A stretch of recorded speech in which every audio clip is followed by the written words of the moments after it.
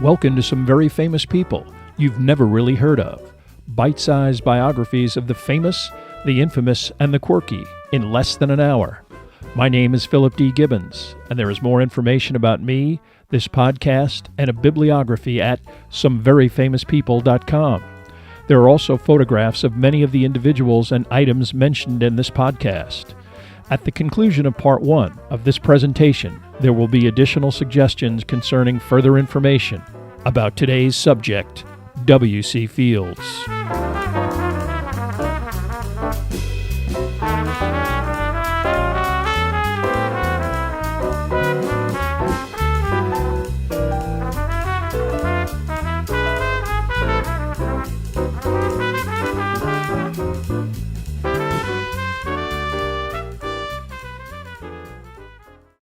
Now let's get started with our story about W.C. Fields. Although he spent most of his film career depicting drunks, misanthropes, and generally dysfunctional shirkers who seemed as if they would be much happier living alone in a cave, W.C. Fields succeeded in Hollywood after decades of perfecting his craft in vaudeville, theater, and silent film.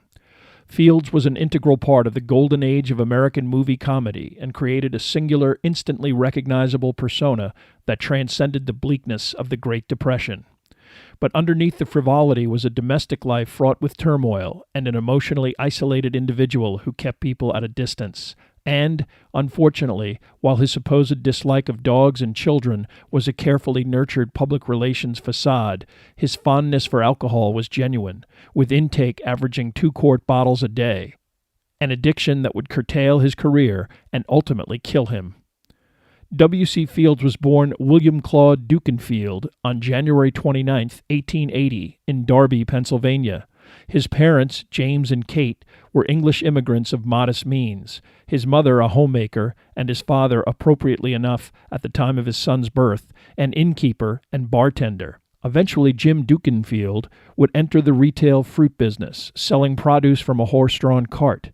He would also bring along his eldest son, who was known by his middle name Claude, to help out with the marketing, something that Fields quickly grew to detest.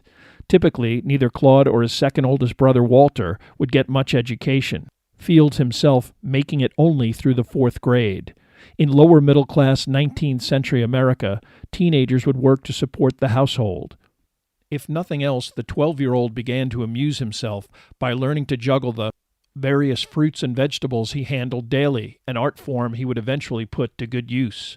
Unfortunately, much of the lore about Fields' childhood was spun by Hollywood press agents and early biographies that relied on many of the apocryphal fables that Fields invented.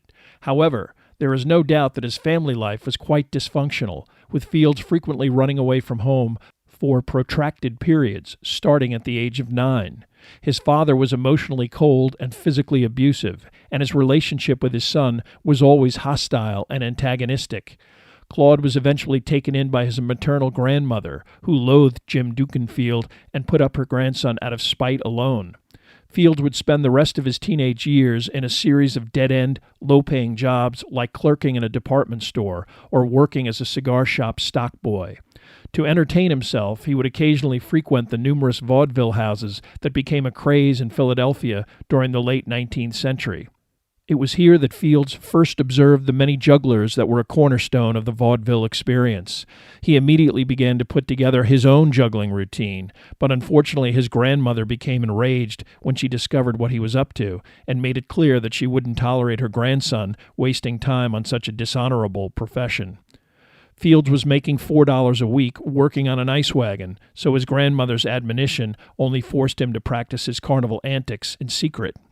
Because he couldn't practice at home, Claude took to performing tricks and routines in local saloons that he frequented while eating lunch during his ice wagon day job. He would not appear in any formal capacity until he was 17 years old, first appearing with the stage name of W.C. Fields, merely a use of initials and a snappier shortening of his surname, on March 11, 1898. Fields was actually able to procure a manager, a local huckster named Bill Daly, but gigs were few and far between, and it is clear that Fields endured through street hustles and borderline petty crime to literally survive. WC no longer had the ice wagon job. He was fired for missing too many days after late-night bookings kept him in bed long after he should have been at work. He and his manager soon realized that if he was going to get anywhere in show business, he needed to be in New York. Fields scraped together some money, relocated, and made the rounds of the numerous New York agents and bookers that funneled entertainers to the hundreds of venues around the city. But without any references or solid experience, this venture was doomed from the outset. Fields quickly ran out of cash and had no choice but to return home, the only tangible result of his brief move, a lifelong loathing of Philadelphia, which, after his exposure to the bustling sophistication of Manhattan, struck him as backward and dull. But with no other options, he gratefully accepted a one-week booking at the Plymouth Casino arranged by Daly, who took 20% of the $5 payment. Fields was so poor that he spent the first nights in the casino men's room, and after that was prohibited, he repaired to a nearby barn. His less than impressive act lasted the week, but Fields made some contacts who landed him work in another venue in Atlantic City. Fortescue's Pavilion was a typical boardwalk emporium that sold food and beer and kept customers entertained with various acts, including comics, musicians, and jugglers. Years later, Fields claimed that if the place was busy, he would perform his juggling act as many as 20 times a day, and if not, he or some other performer would don swim trunks, head out into the water and feign drowning, only to be dragged into the pavilion, curious onlookers following inside to check on his condition. Another act would start performing, and with attention diverted, Fields would miraculously recover and slip into the recesses of the building. From this 2-week appearance, Fields was able to secure a position with an actual touring vaudeville troupe entitled The Monte Carlo Girls that appeared in locales like Troy, New York, and Lawrence, Massachusetts. This show was a typical presentation featuring attractive women in various dance numbers complemented by entertainers like Fields. He was supposed to be paid $25 a week, but predictably, the burlesque manager bailed midway through the tour without paying much of anybody's salaries. Fields found himself back in New York at square one. However, his time on the burlesque circuit was not a total loss. He met and began courting Harriet Hughes, an attractive member of the Monte Carlo Girls. For Fields, this was his first serious relationship, and Harriet was an extremely attractive woman 2 years older than he was. He spent whatever free time he had from performing at tiny venues with Harriet, even accompanying her to church, an indication of how seriously he felt about her. Fields' disdain for all organized religion, even at a young age, was a definite problem, as Harriet was a devout Catholic. Once again, the same manager of the Monte Carlo Girls, James Fulton, enticed many of the same performers to sign on again for a northeastern spring and summer tour. Once again, he bailed in Reading, Pennsylvania. Harriet, who Fields nicknamed Hattie, returned to New York. Fields stayed first in Philly and then Atlantic City. Eventually, Harriet and a friend came down and landed work at another showplace. In the summer of 1899, Fields would step his career up a notch and join Irwin's Burlesquers, a show that toured major cities of the Midwest and Northeast, his salary eventually reaching $50 a week. He was also sending $10 a week to his once skeptical but now adoring mother. Impresarios and producers were constantly looking for talent, and Fields was spotted while on tour with Irwin's by Martin Beck, who operated the prestigious Orpheum circuit of theaters. Fields was offered a spot with Orpheum and negotiated a weekly salary of $125 and took a train to San Francisco for his first appearance in March of 1890. He told Hattie that if everything went well, he would send for her and they would marry. Legally, at age 20, Fields was too young, but he added a year and his wife subtracted 1 year to even things out. The Orpheum circuit meant 3 weeks in San Francisco, followed by a week in Los Angeles, Denver, Kansas City, and Omaha. The engagement would eventually end, but not before Fields and his wife got a look at Los Angeles and the gentle climate that made them resolve to figure out how to return permanently. Fields returned to New York, and his stature increased enough for him to be booked by a German agent for an appearance in Berlin on New Year's Day, 1901. Incorporating his wife into the act, Fields set sail and appeared at the Winter Garden. As his juggling did not involve speaking, his act was completely intelligible, and despite some jitters and mistakes, Fields' comedic timing made it seem as if the errors he made were intentional. His European tour was wildly successful, and he played such prestigious venues as the Palace Theatre in London and the Folies Bergère, where he performed for 2 months. His reviews were impressive enough to land him another 36 months on the Orpheum circuit at $175 a week. What exactly did Fields do during his act? Juggling was the fundamental thread that ran through his performances. He would typically start with 3 small circular objects and quickly increase that number to 6, effortlessly shifting the objects and bouncing them off of his hands and feet until finally depositing them one by one in a back pocket.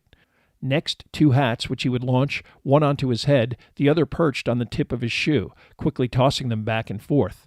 Then he took a cigar from his coat, a whisk from his pants pocket, and suddenly he was juggling hat, cigar, and broom, with the other hat on his toe, until he ended by directing the hat back on his head, the cigar into his mouth, and the broom into his pocket. Simple, but effective. Unfortunately, Fields' latest Orpheum tour did not go well, chiefly because he felt he didn't get the same response as he had gotten in Europe, and he was constantly and sometimes savagely at odds with his wife, who was growing tired of life on the road. Fields thought a return to Europe might solve his problems, but he began to question how far he could really go as a mere juggler, and his anxiety affected his performance. He had what would be a momentary setback in Vienna when his contract was bought out, and he found himself stranded. This involuntary time off forced him to reinvent himself and his act. What Fields came up with was typically original, although supported by customized props involving pool cues and a pool table. Most of the entire sequence involved sight gags and slapstick utilizing warped cue sticks, trick shots that bounced off of his forehead and other parts of his body, and random juggling, indicating comically that he was the worst pool player on the planet. This led up to a finale in which, thus far unable to even hit the cue ball at all, Fields suddenly hit it squarely and simultaneously cleared the entire rack of balls successfully into the table's pockets. Audiences would first gasp in astonishment and then burst into spontaneous applause. Little did they know that the table was rigged with a spring that activated twine attached to the pool balls, essentially yanking them spectacularly off of the pool table. Fields would incorporate some of his old juggling tricks into his new act, which was critically acclaimed and successful enough to generate an invitation to tour Australia. Hattie wanted no part of such a trip, so Fields was accompanied by his brother Walter. Arriving in June of 1903, Fields would eventually talk his wife into performing with him, and after 5 months, Fields was acclaimed as one of the most popular acts ever booked in Australia. From there it was on to South Africa, and eventually London, where he would co-star at the London Hippodrome with Harry Houdini.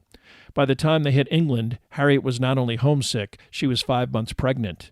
Determined to have her child on American soil, she finally returned to the U.S. alone and moved in with her mother in New York, her husband committed to contractual appearances throughout Britain. Walter Fields returned home in June, so W.C. was all by himself when he received a telegram informing him of the birth of his son on July 28, 1904. He was named William C. Dukenfield, but would be referred to as Claude, a development that would have ramifications much later during Fields' film career. It would take some cajoling, but the proud father would eventually convince Hattie to bring not only her newborn son, but her father-in-law over to Europe for an extended tour of England and France. His father-in-law only lasted a few months, but it would be July of 1905, 2 years after he left the U.S., that W.C. Fields returned to the United States. He was motivated by a part in a musical play called The Ham Tree, the first time he would ever play a traditional theatrical character on stage. The play was a hit, but a subsequent tour again caused unhappiness in the Fields household. Hattie, having grown comfortable with the sedentary life in New York during the play's run there, refused to go back on the road and live out of a suitcase, especially as this would necessitate bringing their son with them. This seems to have caused a permanent schism in the marriage, as Fields spent the winter on the road and did not see his wife and child again until summertime. His salary of $275 a week was something he was not about to forego, and the constant written harangues from his wife to quit show business and settle down only added to his hostility. After a brief and tense reunion with Hattie in Philadelphia, Fields packed up his tricked pool table and spent the rest of the summer on the circuit until the Ham Tree started its second year on the road. By this time, W.C. was openly traveling with another woman. Initially, Hattie attempted several times to patch things up, but eventually she responded to Fields' refusal to reconciliate by moving to California and bringing Claude with her. In April of 1913, Fields was dealt another domestic blow when his father, by then a frail pensioner, passed away. In his old age, Jim Dukenfield had become immensely proud of his son and his success, and W.C. enthusiastically attended his funeral, a far cry from the defiant enmity of years ago. Fields would continue touring and hit the pinnacle of vaudeville by being added to the 1915 version of the legendary Ziegfeld's Follies, With the increasing profile of the silent film industry, WC's pool routine would make a natural conversion to moving pictures. Pool Sharks would be his 1915 film debut, a thin plot revolving around two men vying for a girl. It contained a child adversary and Fields' affinity for alcohol, two themes that would be repeated throughout his career. His Lordship's Dilemma would quickly follow, an utterly forgettable film that is lost to history. It would be a decade before Fields returned to the screen. Hattie Fields returned to New York to take care of her mother after a debilitating stroke. Although her physical proximity to her estranged husband might have improved the relationship with W.C. and his son, the bitterness between the two prevented that from happening. Although Fields' relationship with Florenz Ziegfeld would also be contentious, he would continue to tour with the Follies until 1922. He would also meet his longtime companion Bessie Poole, who would give birth to his second child. However, this son would be given up for adoption, neither parent wanting to give up show business to raise the child. Because Fields no longer required sobriety and dexterity to perform his Follies roles, which were theatrical and did not involve juggling, he began to drink heavily to deal with the boredom that was a typical part of the vaudeville life. With Prohibition, alcohol also took on a glamorous tinge that made its consumption a trendy pastime. Ziegfeld and Fields would part ways after 6 years, but by then W.C. had developed numerous sketches of theatrical comedy that allowed a transition to other endeavors. He was cast in the 1923 Broadway play Poppy, a musical comedy in which he played Professor Eustace McGargle, a con man and a character that was the genesis for the recognizable personality that Fields would reprise throughout his career.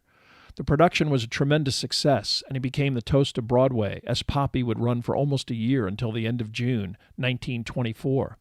Phil Goodman, the producer of the play, also ran in some exclusive literary circles and introduced his star to such literary giants as Theodore Dreiser and H.L. Mencken. Unfortunately, this newfound stature affected Fields' relationship with Bessie Poole, who began to look rather ordinary and who also had nothing to do with his life in the theater. He ended their romance, giving her some money and encouraging her to meet someone and settle down. She never did, dying on October 8, 1928, at age 33, after complications from a barroom brawl precipitated a heart attack, also brought on by excessive drinking. By then she had signed off on a cash payment of $20,000 to renounce any claim to paternity of her son by Fields, a fiction that he maintained after her death. Fields returned to motion pictures in a Marion Davies vehicle produced by William Randolph Hearst. He had a brief role in this forgettable film, notable only for the astronomical sums spent on it by Hearst. Next, a screen version of the Broadway hit Poppy, retitled Sally of the Sawdust, a hit directed by D.W. Griffith, followed by a brief return to the stage in another rendition of the Ziegfeld Follies in 1925. It was during this time period in July that Fields got word that his mother had died at the age of 71. He returned to Pennsylvania and handled the funeral arrangements, burying her next to his father and other relatives. Although Fields grew sentimental about his parents during his adult life, his relationship with his ex-wife Hattie would still remain bitter and contentious, especially when his son Claude would pester him in the same manner as Hattie, demanding money and complaining of the difficulty of his upbringing. W.C. would respond by remonstrating Hattie for poisoning his son's mind and her sense of entitlement, but he did continue to send money, frequently with a terse one-sentence greeting. Still, he had very little contact with his son as the boy grew into his 20s. 1926 saw Fields signing an extended contract with Paramount Pictures for 5 years for 3 pictures a year at $4,000 a week. The deal would be challenged in court by both Florenz Ziegfeld and Phil Goodman, but eventually Fields was able to legally get on with the lengthy assignment. In succession, he would release It's the Old Army Game, So's Your Old Man, The Potters, and Running Wild, 4 pictures made on Long Island. But Paramount was engulfed in a power struggle in which West Coast head of operations BP Ben Schulberg wanted to combine all production in Los Angeles. This forced Fields to move to the West Coast, eventually settling in the Whitley Heights area. He would appear in 2 Flaming Youths, notable only for a stunt accident that broke Fields' back and almost killed him. His next 2 films, Tilly's Punctured Romance and Fools for Luck, were so poorly received that Paramount declined to pick up Fields' option, and suddenly his film career was at a standstill. Fields had to console himself with another stage gig with Earl Carroll's Vanities, a poor copy of Ziegfeld's Follies, but at $5,200 a week he had no choice but to sign on. He would carry the show, but New York critics were not enthusiastic, and it was not successful, and closed after 25 weeks. Fields had an assortment of other vaudeville or theatrical gigs that culminated with an appearance in Arthur Hammerstein's musical revue, Ballyhoo, the worst flop of Fields' career. Suddenly, the reality of the Depression in 1931 sunk in. Ballyhoo essentially killed Fields' theatrical future, and no offers were forthcoming from Hollywood. He was fortunate in that, unlike many of his contemporaries, he did not invest much in the stock market, and most of his assets were in cash. With not much in the way of options, he resolved to pack up and leave New York and head to Los Angeles. On the way out of town, in his Lincoln touring car, he turned back for a look at the skyline, thinking that he might not ever be back. He was 51 years old.